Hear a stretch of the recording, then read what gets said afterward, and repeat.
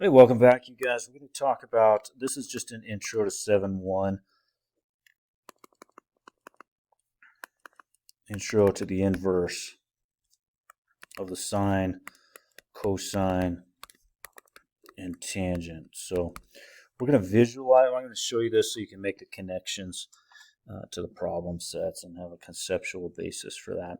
So talking about inverses, if you remember back to your first semester of pre-calc, for a function to have an inverse, first of all, it has to be a function. Like let me take, for example, y equaling x squared. And then not only does it have to be a function, but it has to be one-to-one. And one-to-one means if I take different inputs, they can't have the same output. So in other words, it has to pass the horizontal line test. Well, this one fails the horizontal line test. It hits more than once. So y equals x squared has no inverse. Okay, and remember, inverses are where you flip-flop all your x's and y's, right? So if you have 1, 1, and 4, 2, then when you flip them, you'll still have 1, 1, but instead of 4, 2, you'll have 2, 4, and so on. But anyways, all the points flip-flop, and they're a reflection about the line y equaling x, right? That's what an inverse is. All the points flip-flop. Well, what we're trying to do today is we're trying to find an inverse of the sine. So if you think about the sine function for a minute, let's go ahead and graph the sine.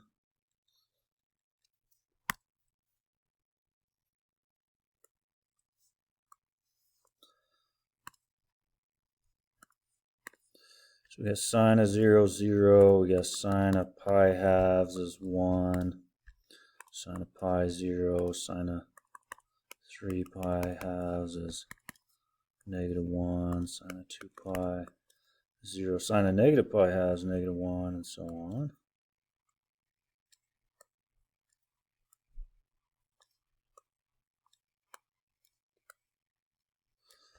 If you notice, is a function, but is it one-to-one? Does it pass the horizontal line test? You say, no, it hits more than once, right? This does not pass the horizontal line test. So we do not have an inverse. And so mathematicians got greedy and they say, you know what? We really want to have an inverse. We want to be able to play with this mathematically. And so what we're going to do is we're going to cut this off. And we're going to cut off everything except between negative pi halves and pi halves. Oops. So we'll cut it off except for between. So the domain cut off is between negative pi halves and pi halves. And its range, of course, goes from a low of -1 to a high of 1. And so you've got all these points, negative pi halves, -1. You could plot all those points in between there.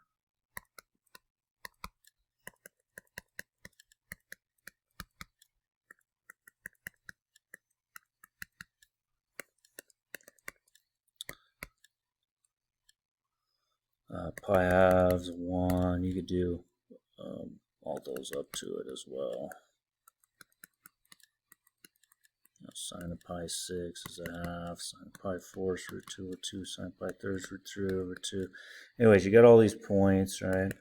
And we're going to flip all those around. Now that it is one-to-one, right? Now that it passes the horizontal line test. Now remember, again, I had to cut that sine function off in order to do that, in order for it to have a sine function. So here's our sine. Y equals, oops, let me do it blue here.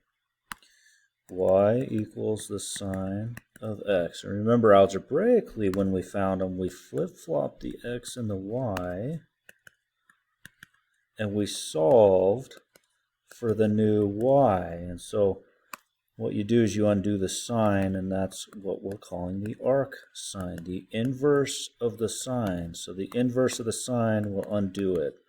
So the new function that we're going to graph here is called the arc sine. So the arc sine, or the inverse of the sine.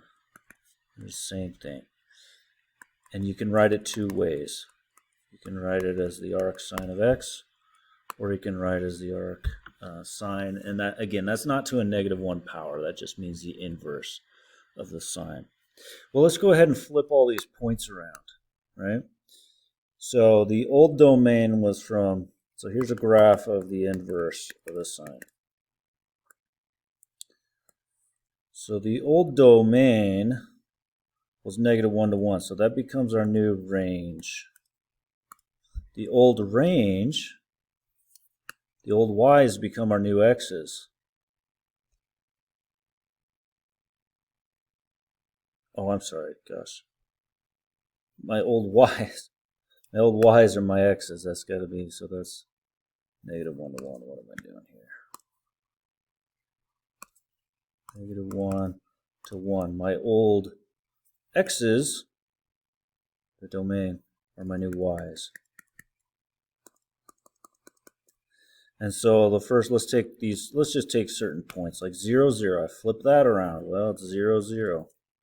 I take -pi halves -1 will be -1 -pi halves. -1 -pi halves instead of -pi halves -1, right? It flips that around.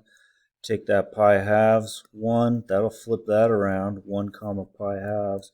Anyways, you could graph all those, and you kind of see it curving like this.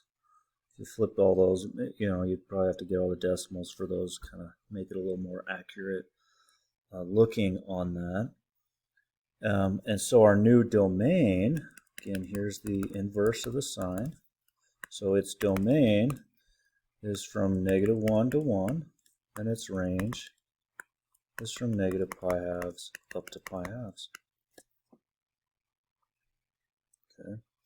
And if you were to graph them on the same graph, you'd see that they also are a reflection about the line y equals x. Okay. So let me go ahead and let's do that now for the cosine. Let's do it for the cosine now. So we have the cosine. We know the cosine of 0 is 1. We know the cosine of pi halves is 0. We know the cosine of pi is -1. Cosine of -pi halves is 0. Cosine of pi. Let's keep going with this. Cosine 3 pi halves 0. Cosine 2 pi 1. Right? So here's our cosine. Ugh. Do that very good, but whatever. Put that over there. Again, does not have an inverse. So mathematicians said, all right, we got to cut it off. But I can't cut it off between -pi halves and pi halves because it'll still not have an inverse. It's not 1 to 1. And so instead, let's go from here to pi. So let's cut everything else off.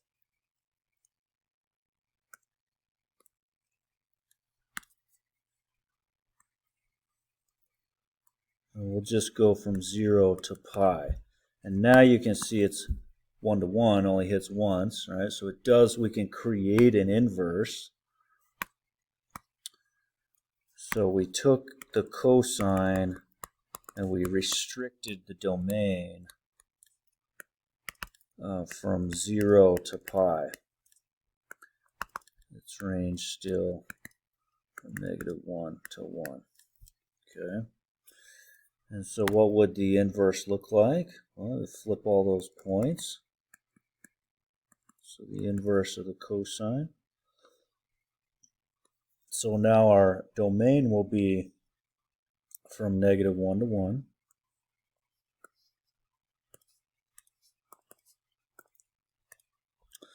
And the old x's, 0 to pi, will become our new range. So 0 up to pi, 0 up to 3.14. And let's take these points. So instead of 0, 1, I got 1, 0. Instead of pi halves 0, I got 0 comma pi halves. Instead of pi -1, I got -1 pi. And again, I could plot some more points so you kind of get this curvature to it. And that's our arc cosine. So its domain is from -1 to 1. Again, this is the inverse of the cosine. And its range, if you notice, is from 0 to pi.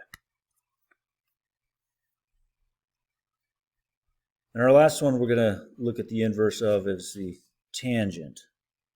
So let's go ahead and graph our tangent now. If you remember the old tangents, sine over cosine, so our vertical asymptotes are anywhere where the cosine is 0. And we know the cosine is 0 at like pi halves, 3 pi halves, this is plus or minus.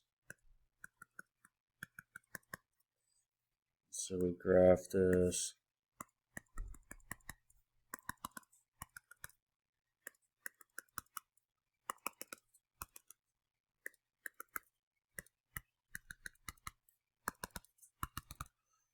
And then we plotted some points, right? We took the tangent 0, sine 0 over cosine 0, that's 0. We know the tangent pi force, sine pi force over cosine pi force, that's root 2 over 2 over root 2 over 2 is 1. Negative pi force spits out -1. Then we had our tangent function, right? We could do it for all these periods if we wanted to, right? It would repeat all that. Well, if you notice again, this does not pass the horizontal line test. I hit more than once, so it does not have an inverse. So they cut this one off as well between negative pi halves and pi halves. So we took the tangent and we restricted it. Similar to the sine restriction. Sine was also restricted between negative pi halves and pi halves. Now notice its range here. Whoops, and that's, you're never touching negative pi halves and pi halves. The range is all real numbers, right? It goes as low as you want, up to as high as you want there. So let's go ahead and do the inverse then. So the arc tangent, the inverse of the tangent. So instead of x being pi halves, it'll have a horizontal asymptote of y being pi halves. Instead of x being negative pi halves, it'll have a horizontal asymptote of y being negative pi halves. So let's do the pi halves up here. We'll approach that. Here's my negative pi halves down here, y equaling negative pi halves. And let's start flip-flopping some of these points. So 0, 0 flipped around, 0, 0. Instead of pi fourths 1, I got 1, comma, pi fourths right there. Instead of negative pi fourths negative 1, I'll have -1, negative pi fourths. And you could plot some more, but that's that curve that you'll see on the arc tangent. So for the inverse of the tangent, the arc tangent, its domain is all reals, and its range is from negative pi halves up to pi halves, not ever hitting negative pi halves or pi halves. And that's kind of a visual so that we can kind of put this together and do some problems with it, with a little bit of foundational conceptual background.